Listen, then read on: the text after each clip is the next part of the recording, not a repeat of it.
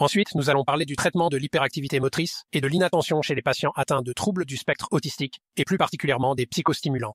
Nous allons commencer à parler d'un cas. A est un garçon de 7 ans atteint d'un trouble du spectre autistique et la principale préoccupation des parents était les stéréotypies fréquentes et les jeux ritualisés. Au départ, A a un besoin constant de bouger et d'explorer. Il est facilement distrait à l'école malgré les nombreux aménagements mis en place dans une partie de l'école. Lors du rendez-vous avec A, il a constamment besoin de se déplacer dans la pièce, d'être redirigé pour rester dans le bureau et de démonter les objets dans la salle de l'examinateur.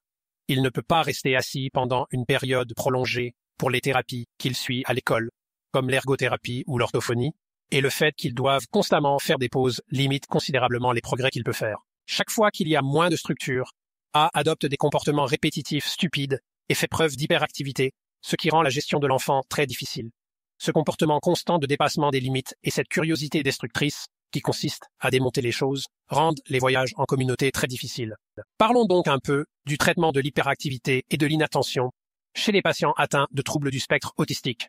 Nous parlerons d'abord des médicaments stimulants qui se divisent en deux grandes catégories, les produits à base de méthylphénidate et les sels mixtes d'amphétamine qui servent à augmenter le tonus dopaminergique dans les régions du lobe frontal du cerveau.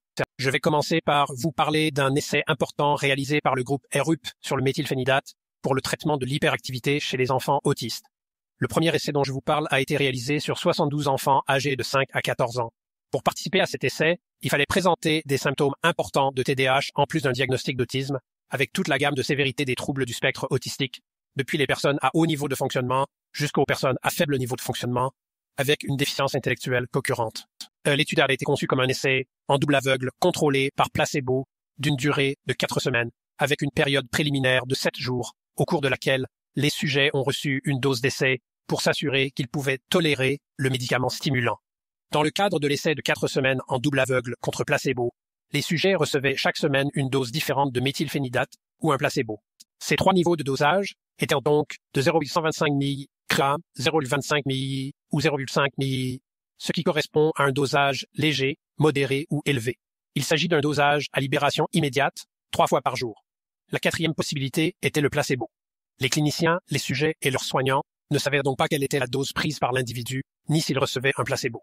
Les résultats des essais ont montré que les personnes prenant du méthylphénidate étaient plus susceptibles de présenter une réduction de l'hyperactivité telle que mesurée sur l'ABC, Aberrant Behavior Checklist, sous-échelle de l'hyperactivité par rapport au placebo, et telle qu'évaluée par les parents et les enseignants qui ne savaient pas si l'individu prenait ou non des médicaments.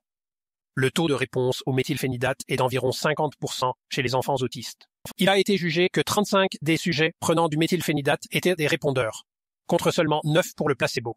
Il s'agit d'un essai positif attestant de l'efficacité du méthylphénidate dans le traitement de l'hyperactivité chez les enfants autistes.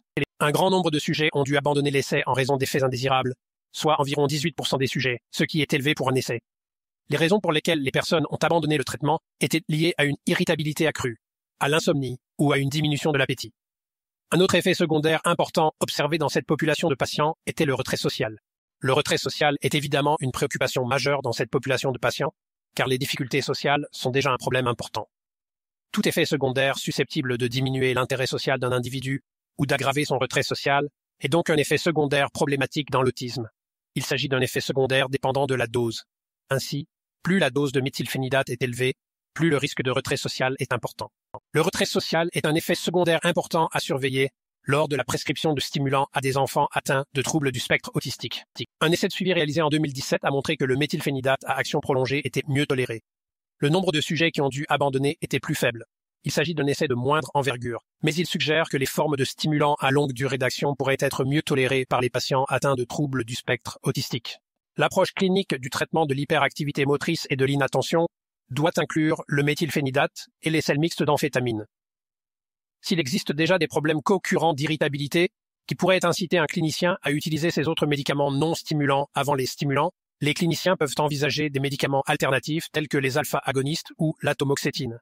Voici donc quelques points clés à retenir. Les psychostimulants peuvent être efficaces pour réduire l'hyperactivité chez les personnes souffrant de troubles du spectre autistique, qu'il s'agisse de personnes à haut niveau de fonctionnement ou de personnes souffrant d'une déficience intellectuelle concomitante importante. La recherche suggère un taux plus élevé de difficulté de tolérance avec les médicaments stimulants que chez les enfants neurotypiques qui présentent des niveaux d'hyperactivité et d'inattention équivalents. Le retrait social est un effet secondaire dépendant de la dose à surveiller lors de la prescription de stimulants à des enfants atteints de troubles du spectre autistique.